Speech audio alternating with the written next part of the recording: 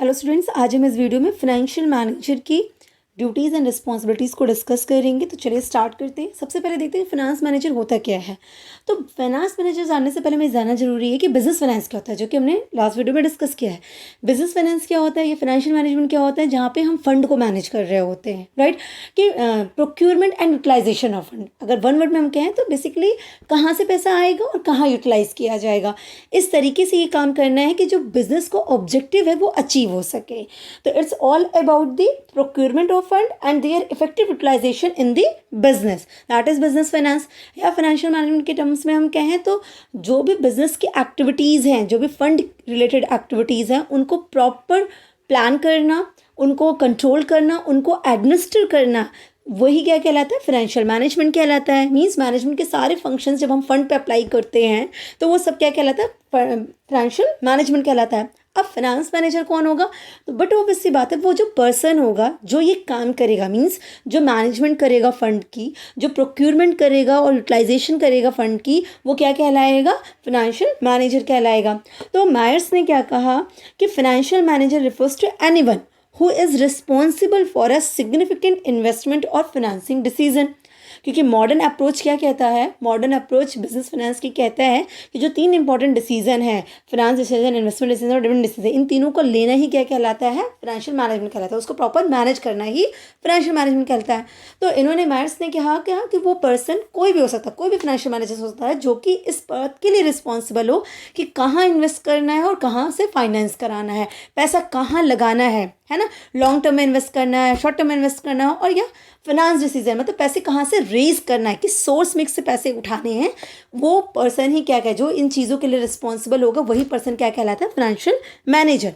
तो एकदम layman language में अगर बात करें तो कोई भी पर्सन या वो पर्सन जो कि इस एक्टिविटी में इन्वॉल्व है, या जो पर्सन इस चीज़ के लिए रिस्पॉन्सिबल है कि फंडिंग को कहाँ से रेज करनी है और फंड को कैसे यूटिलाइज करना है कि जिससे बिजनेस का जो अल्टीमेट ऑब्जेक्टिव है वो अचीव हो सके, वो क्या कहलाता है, फाइनेंशियल मैनेजर कहलाता है, राइट। तो अब हम देखते हैं duties and responsibilities of financial manager. तो यहाँ पे हम वो क्या करते हैं, कुछ डिसीजंस हैं, कुछ चीज़ों के बारे में जो उन्हें लेनी पड़ती हैं, लाइक कि जो एसेट्स हैं, कौन से एसेट्स हैं जो फर्म की रिक्वायरमेंट की लिस्ट में है, मतलब कौन से एसेट्स को हम फर्म के लिए एक्वायर करें, ठीक है, और उन्हें कैसे फाइनेंस कराएं, वो जो एसेट्स हमें एक्वायर करना है उसे फाइनेंस कैसे कराएं, कहाँ से वो पैसे आएंगे, और जो हमारे एग्जिस्टिंग रिसोर्सेज हैं उनको हम कैसे किस तरीके से मैनेज कर पाएँ। ये तीन डिसीजंस उन्हें लेने पड़ते हैं, मीन्स इन तीन चीज़ों को ध्यान में रखते हुए इन्हें कई डिसीजंस लेने पड़ते हैं। तो अगर बेसिकली हम बात करें डिसीजंस की, तो उन्हें तीन ही डिसीजन इंपॉर्टेंट है जो लेने पड़ते हैं। क्या, उनका इन्वेस्टमेंट डिसीजन, फाइनेंस डिसीजन और डिविडेंड डिसीजन। आपका फाइनेंस डिसीजन कहता है कि भाई पैसे कहाँ से रेज करोगे, कहाँ से लोगे, कौन से सोर्स मिक्स से आप पैसे रेज करने वाले हो, है ना। तो उसके लिए कौन हेल्प करता है, आपका क्या cost of capital, capital structure, ये आपको बताते हैं कि आपके लिए कौन सा सोर्स मिक्स बेस्ट है, आपके कैपिटल स्ट्रक्चर में कौन कौन से कैपिटल के फॉर्म होने चाहिए, शेयर्स होना चाहिए, डिवेंचर होना चाहिए, कि बॉन्ड्स होना चाहिए, कि रिटर्न अर्निंग होना चाहिए, किसका कितना पोर्शन होना चाहिए। तो उसके लिए ये आपको हेल्प करते हैं, cost of capital, capital structure, leverage, ये सब आपको हेल्प करेंगे, राइट। तो दूसरा डिसीजन क्या हो गया, इन्वेस्टमेंट डिसीजन। अब अगर आपने सोर्स मिक्स से कैपिटल रेज कर ली तो अब उसे इन्वेस्ट करोगे, तो वो कहाँ है जहाँ पे इन्वेस्टमेंट करना है, लॉन्ग टर्म में इन्वेस्टमेंट करना है या शॉर्ट टर्म में इन्वेस्टमेंट करना है, तो वहाँ पे कौन हेल्प करता है लॉन्ग टर्म के लिए, कैपिटल बस्टिंग हो गया, कैपिटल रैशनिंग होगी, ये आपको बताते हैं कि हाँ भाई इस प्रोजेक्ट में इन्वेस्टमेंट कर दीजिए, ये लॉन्ग टर्म के लिए अच्छा प्रोजेक्ट है, इसमें इन्वेस्टमेंट करिए, ये आपको डिसीजन लेने में हेल्प करते हैं, है ना, कि हाँ ये इन्वेस्टमेंट करने के लिए ये सही है। या working capital management short term में आपको हेल्प करता है कि भाई हमें कैसे शॉर्ट टर्म के लिए फंडिंग को सही से मैनेज करना है।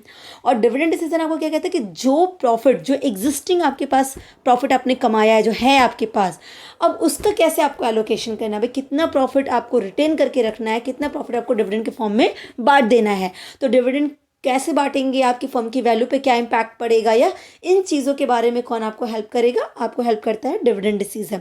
तो बेसिकली फाइनेंशियल मैनेजर्स को इन चीज़ों के रिगार्डिंग डिसीजंस लेने होते हैं, और ये जो डिसीजंस होते हैं ये तीन यही इंपॉर्टेंट डिसीजंस होते हैं, करेक्ट। अब हम बात करते हैं प्रॉपर ड्यूटीज़ और रिस्पॉन्सिबिलिटीज़ की। तो अगर प्रॉपर ड्यूटीज़ और रिस्पॉन्सिबिलिटी देखें तो फाइनेंशियल मैनेजर को फोरकास्टिंग आनी चाहिए और प्लानिंग आनी चाहिए। उनकी ड्यूटी बनती है, वो रिस्पॉन्सिबल होते हैं कि उन्होंने फाइनेंस रिलेटेड चीज़ों को, मतलब फंडिंग की प्रॉपर फोरकास्टिंग की हो। उनको पता हो कि फ्यूचर में क्या क्या हो सकता है, कैसे कैसे पॉसिबिलिटीज़ बन सकती हैं, और उन पॉसिबिलिटीज़ का ध्यान रखते हुए उन्होंने फ़ंड को प्लान किया हो कि ये पैसे हमें 2 साल में मिल जाने चाहिए, 3 साल में मिल जाने चाहिए, ये हमें 10 साल तक मिलना चाहिए। तो प्रॉपर प्लानिंग उसकी की हो। तो फाइनेंशियल फोरकास्टिंग और प्लानिंग किसकी ड्यूटी होती है? फाइनेंशियल मैनेजर की ड्यूटी होती है। इसके अलावा प्रोक्योरमेंट ऑफ फाइनेंसेस, पैसे कहाँ कहाँ से रेज करने हैं, जो हमने देखा पहले ही कि इनको जब फाइनेंस डिसीजन लेना होता है तो वहाँ पे उन्हें देखना पड़ता है कि पैसे कहाँ कहाँ से रेज होंगे, भाई कौन सा हमारा सोर्स मिक्स है पैसे रेज करने के लिए, हमें ओन्ड चाहिए, हमें बोरोड कैपिटल चाहिए, हमको कैसे पैसे देखना है, किसकी कॉस्टिंग कितनी आ रही है, किस कैपिटल की कॉस्टिंग कम है, हम उसी को तो चूज़ करेंगे। तो प्रोक्योरमेंट ऑफ फाइनेंस इन्हें करना होता है, ये भी इनकी ड्यूटी है कि ये देखें कि पैसे एक्वायर करने के, पैसे आने के सोर्सेज क्या क्या हैं, right. Investment and finance decision, इन्हें ये भी डिसाइड करना है कि वो जो पैसे उन्होंने रेज किया है, ये इनकी ड्यूटी बनती है कि उसको सही तरीके से इन्वेस्ट कराएं। कुछ फंडिंग लॉन्ग टर्म में करनी है, कुछ फंडिंग शॉर्ट टर्म में करनी है, तो लॉन्ग टर्म में कौन से प्रोजेक्ट में इन्वेस्टमेंट करनी है। अब लॉन्ग टर्म में हमें बट ऑब्वियसली बात है उन प्रोजेक्ट में इन्वेस्टमेंट करेंगे जो हमें अच्छा रिजल्ट देंगी। अब अच्छे रिजल्ट से यहाँ क्या मतलब होता है कि अगर फाइनेंशियल टर्म्स में बात करूँ तो कहा जाता है कि फाइनेंशियल मैनेजर की ड्यूटी बनती है कि वो उस तरह के प्रोजेक्ट में इन्वेस्ट करे जो उन्हें पॉजिटिव एनपीवी क्रिएट कर रहा हो। और पॉजिटिव एनपीवी का मतलब हो गया net present value. Positive NPV create करने का मतलब उनको फायदा दे रहा हो। अब अगर पॉजिटिव एनपीवी होती है तो फर्म की वैल्यू क्या हो जाती है? बढ़ जाती है, मतलब मार्केट में उनके शेयर प्राइसेस की वैल्यू भी बढ़ रही होती है।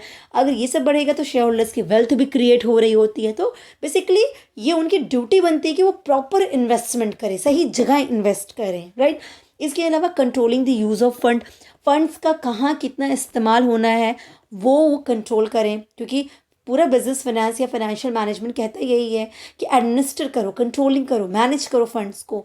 तो फाइनेंशियल मैनेजर ही तो ये काम करेगा, तो उसे फंड्स की यूज़ पे, उसके एप्लीकेशन को ध्यान रखना होता है कि क्या एलोकेशन ऑफ फंड सही तरीके से हुआ है, जो फंड का इस्तेमाल हो रहा है वो सही जगह हो रहा है, अगर नहीं हो रहा है तो उसे वो उसे कंट्रोल करेगा।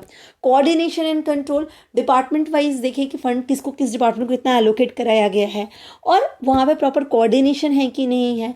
कोऑर्डिनेशन दैट सेंस भी है कि भाई शॉर्ट टर्म अगर आपने किया है और लॉन्ग टर्म किया है तो किस तरह से लॉन्ग टर्म और शॉर्ट टर्म को सही तरीके से मैनेज हो रहा है कि नहीं। ऐसा तो नहीं कि हमने लॉन्ग टर्म सारे इन्वेस्टमेंट कर दिए, 20 साल बाद पैसे आएंगे, 30 साल बाद पैसे आएंगे और शॉर्ट टर्म में हमारे पास कुछ पैसे नहीं हो। तो हमें हर तरीके से मैनेज करना होता है। तो प्रॉपर कोऑर्डिनेशन होना चाहिए डिपार्टमेंट में, अथॉरिटीज़ में, मैनेजमेंट में और साथ में ही उन सोर्सेज में जिसके थ्रू आपने पैसे इन्वेस्ट करने के बारे में या रेज करने के बारे में सोचा हुआ है। Dealing with financial market, financial manager की ये भी ड्यूटीज़ है, रिस्पॉन्सिबिलिटीज़ बनती है कि फाइनेंशियल मार्केट से वो डील करें, वो देखें फाइनेंशियल मार्केट की कंडीशंस क्या चल रही है, स्टॉक मार्केट में क्या चल रहा है, बैंक्स में क्या चल रहा है, उनके शेयर्स की कंडीशनिंग क्या है, उनके प्रोजेक्ट्स की कंडीशनिंग क्या है, तो वो वहाँ पे प्रॉपर तरीके से डील करते हैं। इसके अलावा वो रिस्क मैनेजमेंट करने की भी उनकी रिस्पॉन्सिबिलिटी होती है क्योंकि पूरा बिजनेस फाइनेंस कहता है कि रिस्क एंड रिटर्न बहुत इंपॉर्टेंट टर्म्स हैं। प्रॉपर तरीके से रिस्क को एनालिसिस करो, रिस्क को फोरकास्ट करो और देखो कि उसका रिटर्न पे क्या इम्पैक्ट पड़ रहा है। रिस्क और रिटर्न के बीच में बैलेंस बिठाना, उसको मैनेज करना ही सबसे इम्पॉर्टेंट काम हो जाता है और उसी के बेसिस पे हम सारे काम कर रहे होते हैं, सारे डिसीजन ले रहे होते हैं। तो रिस्क को मैनेज करना भी फाइनेंशियल मैनेजर की ड्यूटी होती है कि वो डाइवर्सिफाइड पोर्टफोलियो में इन्वेस्ट कर दे। अगर उसको लगता है कि पर्टिकुलर प्रोजेक्ट ज़्यादा रिस्की है तो वो अपने फंड्स को ऐसी जगह भी इन्वेस्ट करे जहाँ पर रिस्क का लेवल कम हो, है ना। तो अब ये रिस्क मैनेजमेंट की जब हम बात करते हैं तो ये प्रॉपर तरीके से कैलकुलेट की जाती है रिस्क को कि सिस्टमैटिक रिस्क कितनी आ रही है, अनसिस्टमैटिक रिस्क कितनी आ रही है, मार्केट रिस्क क्या कह रही है। हम उसके लिए CAPM यूज़ करते हैं, capital asset pricing model use कर लेते हैं। हम इसके थ्रू रिस्क को कैलकुलेट करते हैं, उसकी सेंसिटिविटी को कैलकुलेट कर रहे होते हैं।